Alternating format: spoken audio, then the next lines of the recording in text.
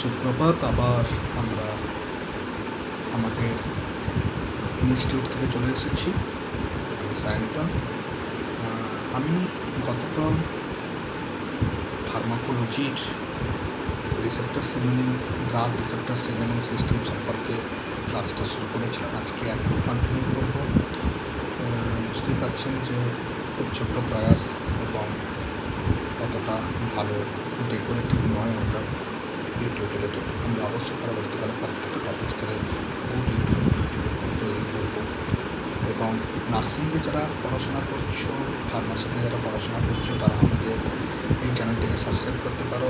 অল্প করে হেল্প পাবে। এবং আমরা আগামী দিনে নার্সিংয়ের একটা ছোট হ্যান্ডবুক পাবলিশ করতে চলেছি, যে হ্যান্ডবুকে সবথেকে কম শব্দের মধ্যে যারা জিএনএম নার্সিং করছে, সবথেকে কম শব্দের মধ্যে সবথেকে সায়েন্টিফিক ওয়েতে খুব ছোট্ট করে কীভাবে নোটস লেখা যায়, নোট বই, এবং ওই নোট বইয়ের মধ্যে কিন্তু সব কিছু পেয়ে যাবে। আইএনসি, ডাব্লিউএনসির আন্ডারে যত কোশ্চেন হয় ওখান থেকে 99.99% কমন আসবে, এইটুকু আমরা দাবি করছি। যাই হোক, বেশি কথা বাড়াবো না, আমরা শুরু করি। আমরা কালকে রিসেপ্টর পদ্ধতি আলোচনা করেছিলাম। রিসেপ্টর আমরা বেসিক্যালি দুটো ভাগে ভাগ করেছি।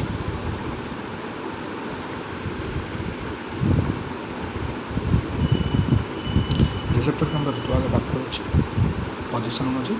ওয়ান ইঞ্চ সেল মেমব্রেন বা ট্রান্সসেলুলার রিসেপ্টর, ট্রান্সসেলুলার রিসেপ্টর। আর সেকেন্ড ওয়ানে আমরা ভাগ করেছি ইন্ট্রা সেলুলার, আইদার সাইটোসোলিক অথবা nuclear receptor. Transcellular receptor actually আমরা কী বলেছিলাম না, normally suppose this is the sell,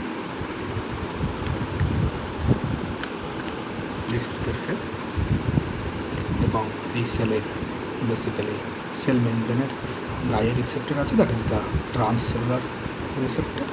R intracellular receptor মানে হচ্ছে basically suppose this is the cell, এবং এই সেলের ভেতরে নিউক্লিয়াসের গায়ে রিসেপ্টর থাকতে পারে অথবা সাইটোসোলিক রিসেপ্টর থাকতে পারে। So that is the intracellular receptor.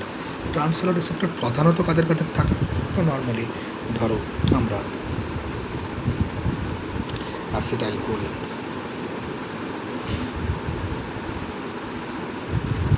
তারপর ধরো ক্যাটেকোলামিনস,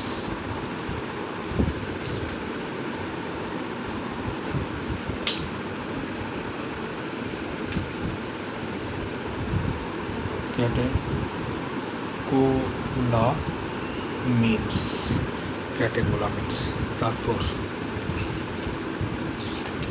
তারপর ধরো তোমার ক্যাটেকোলামিনস মধ্যে কে আছে? ধরো নরএপিনেফ্রিন আছে, এপিনেফ্রিন আছে, অ্যাড্রিনালিন, ডোপামিন। তারপর ধরো তোমার আসতে পারে হিস্টামিন। তারপর ধরো আসতে পারে তোমার 5-hydroxytryptamine, that is called serotonin, etc. These are all transcellular receptor use করে তারা কাজ করার জন্য। তার মানে আমি যদি একটা অ্যাসিটাইলকোলিন বা মাস্কারিনিক ড্রাগ যদি আমরা ইউজ করি, তাহলে সেটা কোন রিসেপ্টর ইউজ করবে? ট্রান্সসেলুলার রিসেপ্টর ইউজ করবে। যদি আমরা অ্যাডনার্জিক ড্রাগ ইউজ করি বা এপিনেফ্রিন জাতীয় অ্যাডনার্জিক ড্রাগ ইউজ করি, তাহলে সেটা কোন রিসেপ্টর ইউজ করবে? না, বেসিক্যালি তোমার ট্রান্সসেলুলার রিসেপ্টর ইউজ করবে। যদি আমরা হিস্টামিন জাতীয় ড্রাগ ইউজ করি, কোন সেলুলার বা অ্যান্টাহিস্টামিন ইউজ করি? ট্রান্সসেলুলার। Serotonin, transcellular. তার মানে যে সমস্ত সাবস্টেন্সগুলো basically polar substance, that is polar. What is polar substance? না, বেসিক্যালি তারা ওয়াটার সলেবল। তার মানে পোলার অথবা ওয়াটার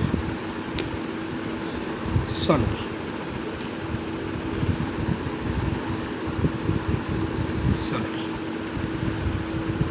কারণ আমরা জানি cell membrane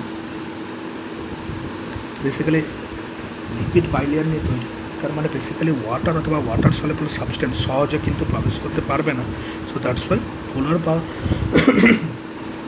water soluble substance তারা কিন্তু সেলের ভেতরে কোনো রিসেপ্টার ইউজ করতে পারে না, তারা কিন্তু সেলের বাইরে রিসেপ্টারের সঙ্গে যুক্ত হয়। সো দ্যাটস ওয়াই তারা কিন্তু extracellular or transcellular রিসেপ্টারে ইউজ করে। এছাড়া তাদের অবভিয়াসলি আরেকটা ক্যারেক্টারিস্টিক্স থাকতে পারে, দ্যাট ইজ দে আর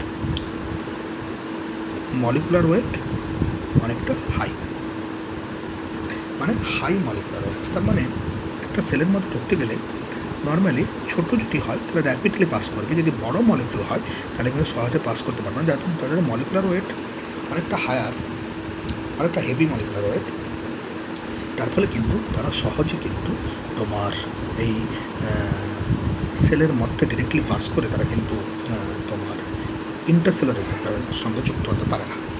তবে তাদের কিন্তু রিসেপ্টর বেসিক্যালি ট্রান্সসেলুলার। নাও সেকেন্ড আমরা চলে আসছি ইন্টারসেলুলার রিসেপ্টর।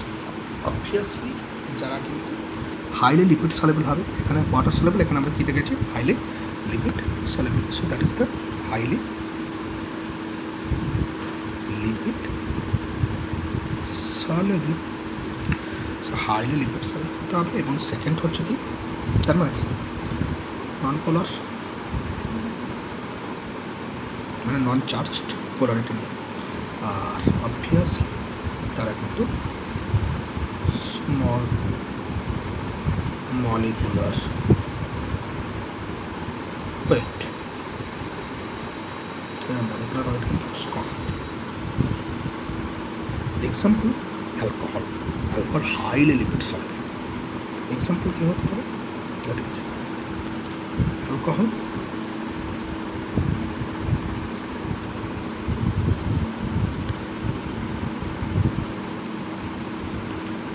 তারপর কী হতে পারে, স্টেরয়েড ড্রাগস, এই সমস্ত আমরা গ্লুকোকর্টিকয়েডস জাতীয় বা স্টেরয়েড জাতীয় ড্রাগস ইউজ করি, যে সমস্ত আমরা testosterone, synthetic, estrogen, progesterone, androgen, synthetic hormone জাতীয় ড্রাগস ইউজ করি। এবং even not only that, thyroid supplements, thyroxine, TSH,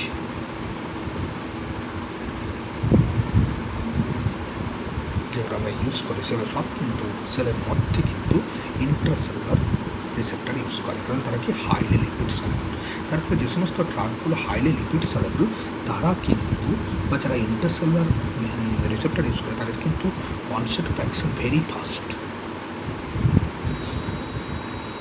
কারণ একটা এক্সট্রা সেলুলার হলে তারা প্রথমে বাইরে রিসেপ্টারের সঙ্গে যুক্ত হচ্ছে, তারপরে রিসেপ্টার সিগন্যালগুলোকে জেনারেট করছে, কাজ হচ্ছে। এবারে এরা কিন্তু ভেতরে রিসেপ্টারগুলোর সঙ্গে যুক্ত হয়ে সঙ্গে সঙ্গে সিগন্যালকে জেনারেট করছে। তার মানে এরা সেলের বাইরে যেহেতু আছে তার ফলে কাজটা দেরি করে শুরু করে, এরা সেলের মধ্যে ঢুকতে কাজটা তাড়াতাড়ি শুরু করে। তারপরে যারা হাইলি লিপিড সলেবল তাদের ক্ষেত্রে কিন্তু অ্যাকশনটা অনেকটা ফাস্ট। তার ফলে যে সমস্ত ইমার্জেন্সি ড্রাগ সাধারণত প্রথমত হাইলি লিপিড সলেবল এবং হাইলি লিপিড সলেবল এবং লো মলিকুলার ওয়েট, তারপরে তারা কিন্তু সেলের মধ্যে সরাসরি ঢুকে কিন্তু তারা কিন্তু তাড়াতাড়ি কাজ করতে পারে। সো ইন্টারসেলুলার রিসেপ্টর এবং এক্সট্রা সেলুলার। আমি প্রথমে আজকে ট্রান্সসেলুলার রিসেপ্টর সম্পর্কে আলোচনা করি ছোট করে। সো ট্রান্সসেলুলার রিসেপ্টর বেসিক্যালি কী আছে আমি দেখি। Suppose this is the cell, একটু বড় করে দেখেন।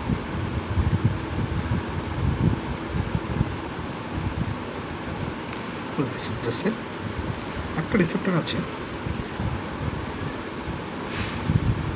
That is the receptor, that is the ligand binding domain.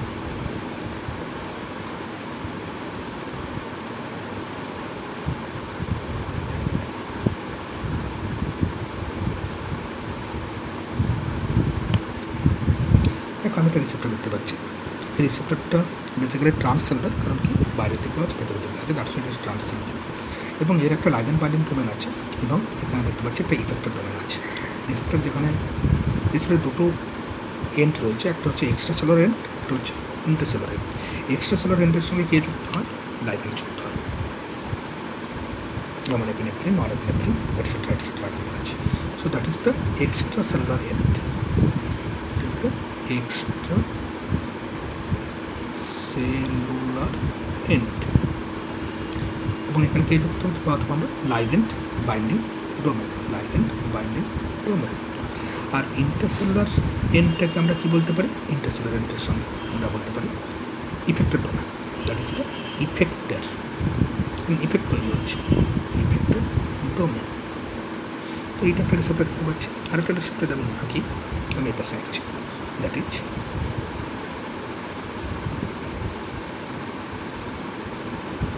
Suppose, তার মানে এখানে that is the ligand binding domain বা এক্সট্রা সেলুলার এন্ড, এটা ইন্টারসেলুলার বা effector domain.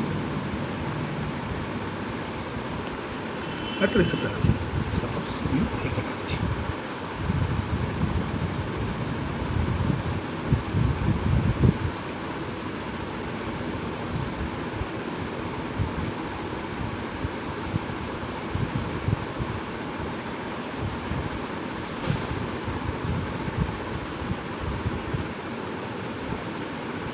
that is the extracellular and ligand binding domain. This is the effector part. Actually first এক নম্বর, তাহলে তিন ধরনের আমি ট্রান্স সেলুলার রিসেপ্টর পাওয়া যায়, এক ধরনের, দু ধরনের, আমি তিন ধরনের। ফার্স্ট যেটা আমি দেখতে পাচ্ছি, দেখো সাপের মতো দেখাচ্ছি, that's why it is also known as Serpentine receptor. কি রিসেপ্টর? সার্পেন্টাইন।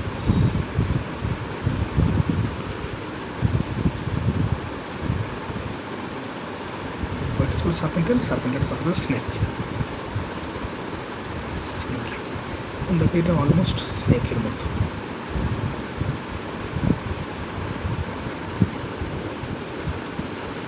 আরেকটা নাম আছে জানো, এটা কটা পাস দেখতে পাচ্ছি, একটা পাস, দুটো পাস, তিনটা পাস, চারটা পাস, পাঁচটা পাস, ছটা পাস, সাতটা পাস।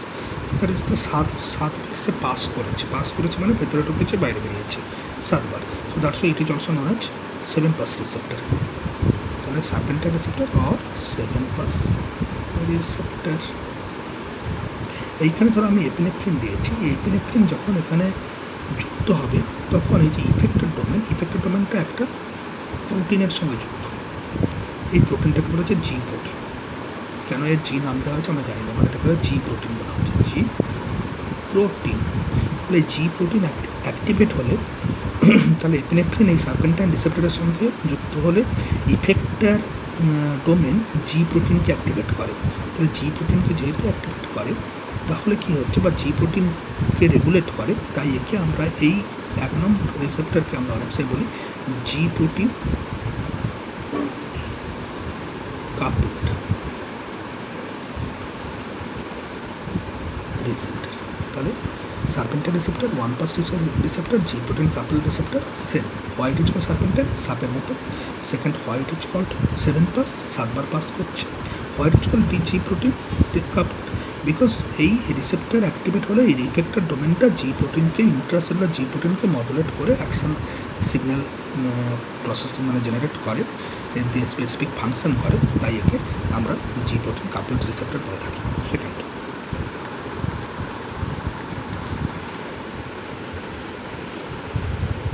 আমরা দেখতে পাচ্ছি এখানটায় একটা রিসেপ্টর দ্যাট ইজ একবার মাত্র পাস করেছে, সো এটাকে আমরা বলি 1 পাস রিসেপ্টর।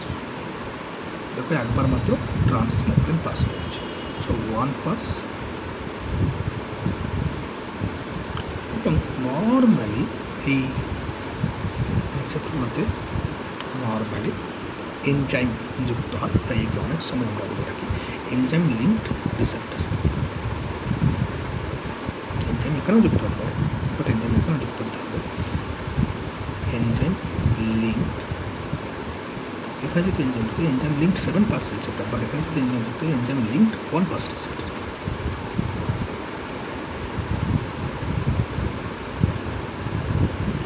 ফাইনালি আমি এখানে দেখতে পাচ্ছি যে একটা চ্যানেল আছে এবং চ্যানেলে কিছু পকেট রয়েছে, যেখানে লাইগেন্ড